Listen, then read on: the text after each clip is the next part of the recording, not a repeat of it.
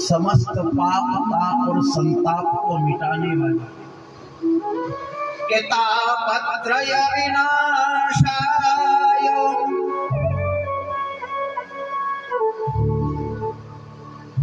श्री शिवाय महात्मनः। तापत्रय का नाश करने वाली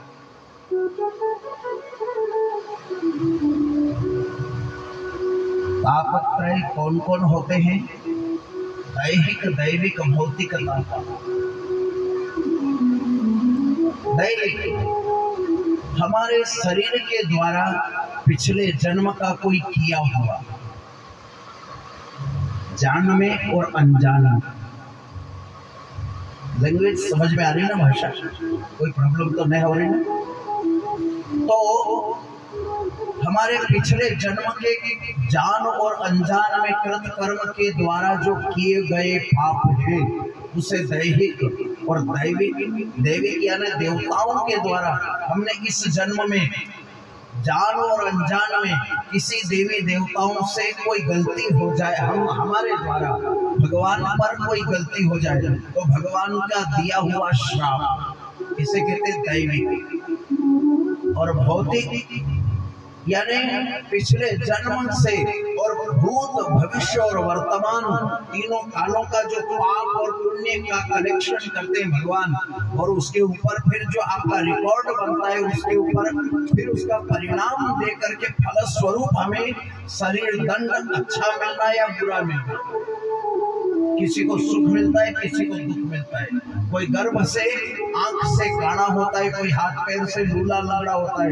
यह भौतिक ताप ही होते हैं। तो तापत्रय विनाशाय श्री शिवाय नमः। हम तीनों काल में शिव को प्रणाम करते हैं। हर अवस्था में हम शिव नाम को प्रणाम करते हैं। हम शिव ज्योति को प्रणाम करते हैं। शिव निराकार रूप है। इतनों में से शायद कोई रुद्राष्टक पढ़ते होंगे। नमामि शमीशान निर्वाण रूपम विभुं व्यापकं ब्रह्म वेद स्वरूपम निराकार ओंकार मूलम तुरीयम गिरा ज्ञान गोति कमीशम गिरीशम करालम महाकाल कारम कृपालम गुणागार संसार आरम नतोहम। ये श्लोक जो है रामायण के अंदर है, उत्तरकांड का। और ये श्लोक इन रुद्राष्टक का जो वर्णन है, ये भूत भावन भूतेश्वर आशुतोष महाकाल के मंदिर में ही श्री गोस्वामी तुलसीदास जी ने रचना करी। करालम महाकाल कालम कृपालम। ओमकार जो है बीज रूप है, और जब तक कोई बीज नहीं होता है तब तक किसी चीज की सृष्टि नहीं होती, उत्पत्ति नहीं होती। बीज होगा तभी तो कोई तो वृक्ष बनेगा ना, वृक्ष बनेगा तो फल लगेगा। तो ओम निराकार ओमकार जो ज्योति स्वरूप शिव है, वो निराकार है। निराकार से ओमकार बना, और ओमकार बीज नाम बन करके, ओमकार बीज नाम बन करके सारे जगत का सृजन और सृष्टि का है। आज जो सारा जगत है ये सब ओममय।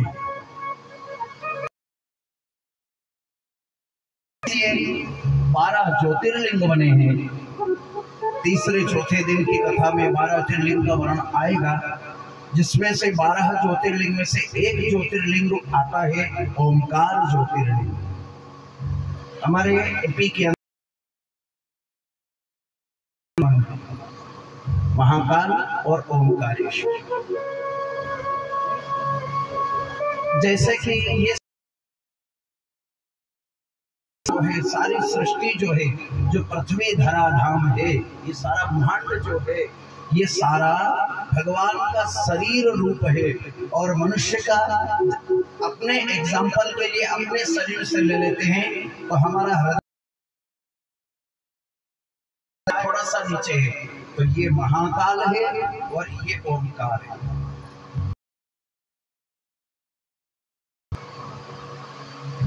किसी अटैक आए हुए को आप अपने डॉक्टरों को देख, कांच के कप लगाए जाते हैं ना, फिर उससे उसका वाइब्रेशन किया जाता है, जिसके कारण से प्राण और खून ब्लड सर्कुलेशन,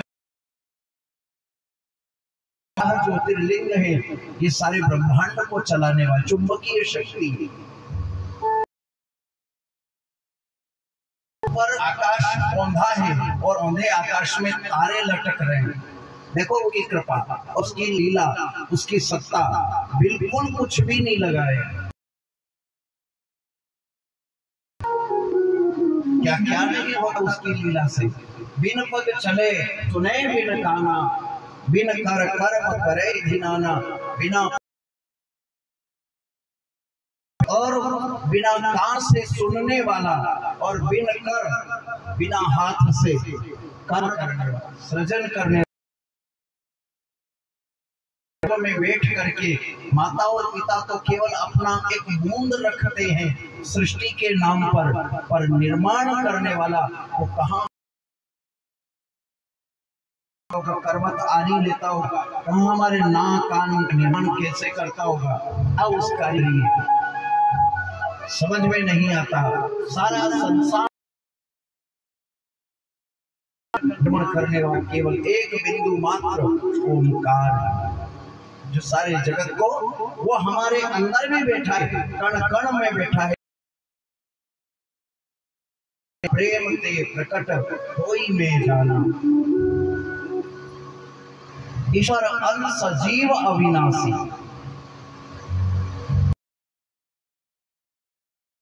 आत्मा का ही अंश जीव अविनाशी है।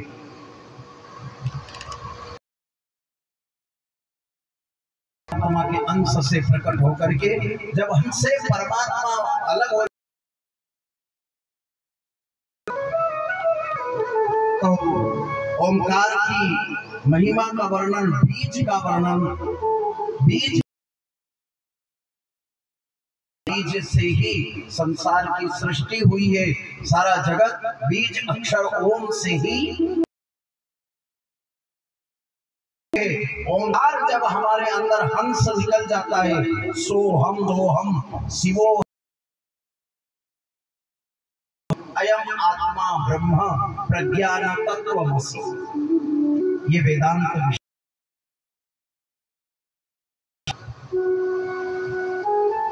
और इसके बाद में जो शिव पुराण की महिमा कर्ण है, कुछ सुनने, शिव पुराण सुनते समय में नहीं बैठना चाहिए, आसन लेकर के आना चाहिए। अपने घर से अपने आसन हो उसके ऊपर बैठा जाए तो बड़ा आनंद आता है। क्या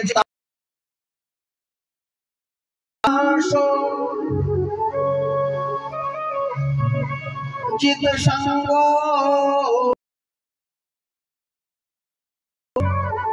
जीतासन, अपने आसन को जीता, अपने आसन का ही आसन होना, स्वयं का आसन जीता। श्रवण करे बैठे उस समय में श्वास रीति हो, यानी हमारा मन, हमारा चित्त, हमारी बुद्धि, घर परिवार संसार, क्योंकि जब आप आए थे तब भी आप अकेले थे।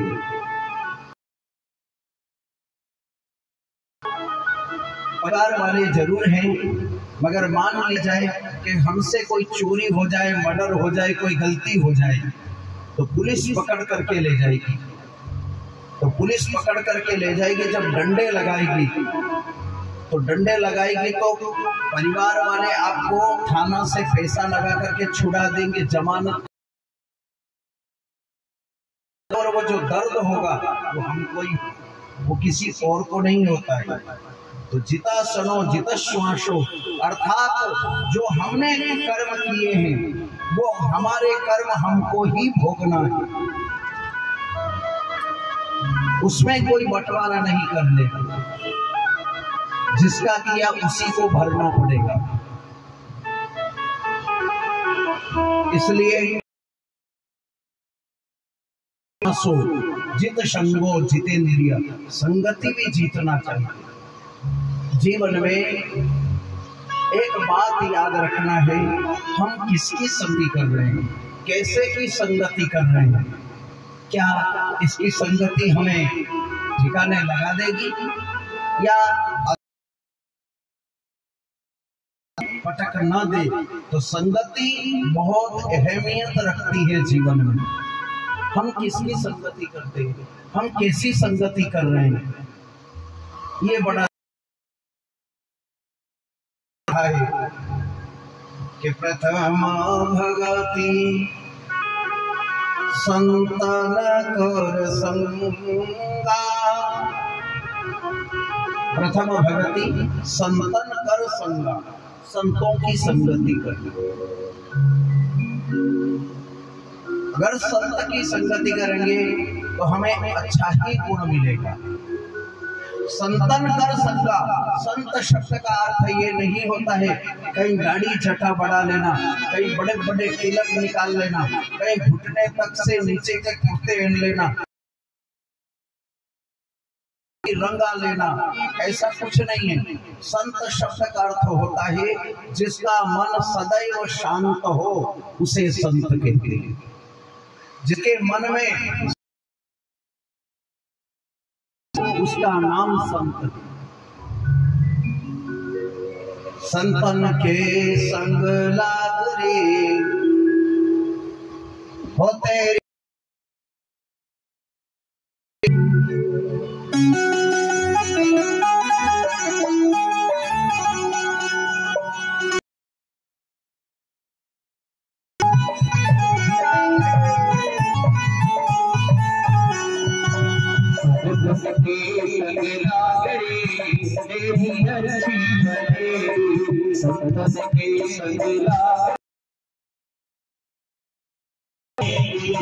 अच्छी बनेगी मेरी बनेगी, अच्छी बनेगी किस्मत चलेगी, साथ सके तो जागे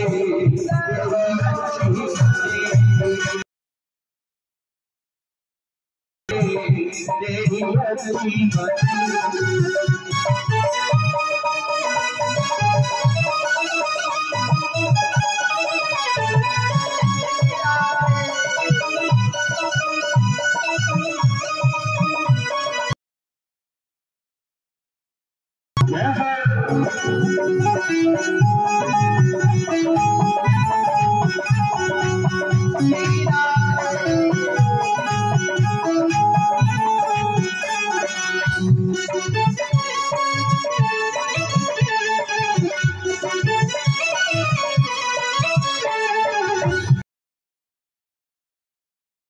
बन गई लाल जी भी बन गई, रोटी की बन गई लाल जी भी बन गई, बन गई रोटी बन गई लाल जी भी बन गई। हर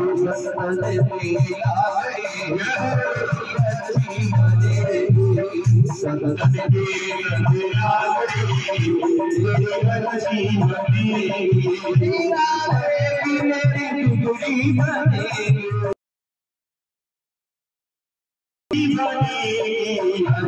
बनेगी मेरी किस्मत जगेगी,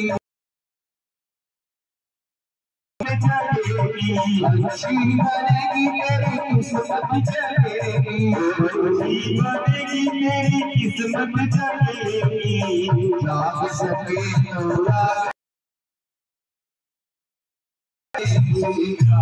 सके तो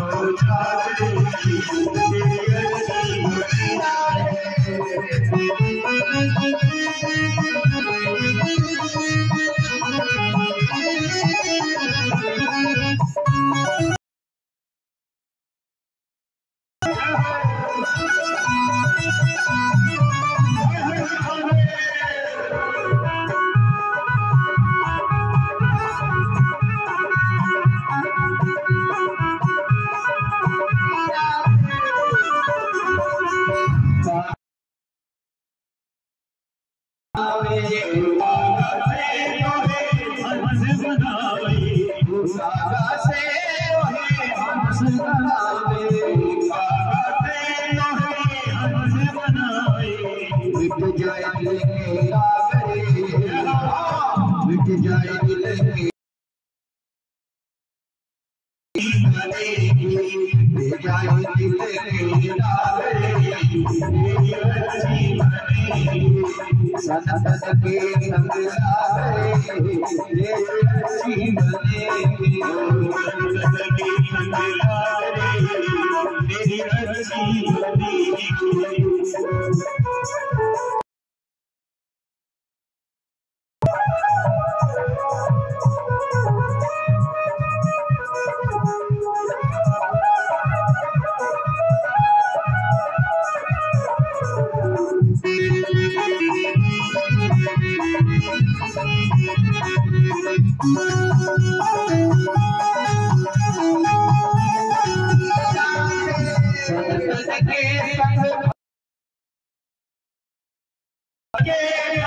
भक्ति बढ़ेगी, संतन के संग भक्ति बढ़ेगी, संतन के संग भक्ति बढ़ेगी, संतन के संग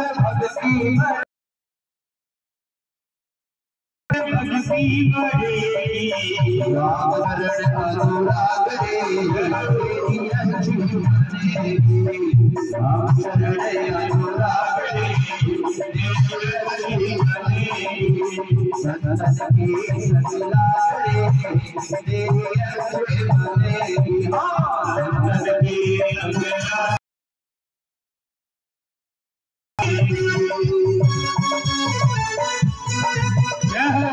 सभी भाइयों को केवल देखते हुए हर हर महादेव।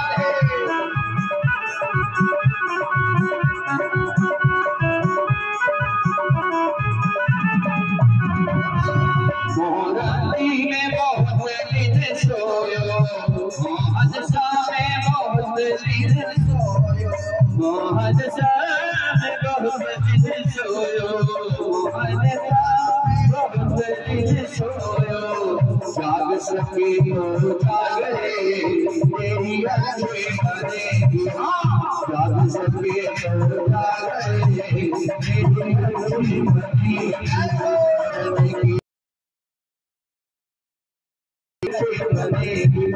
बनेगी, बनेगी, तेरी अच्छी बनेगी।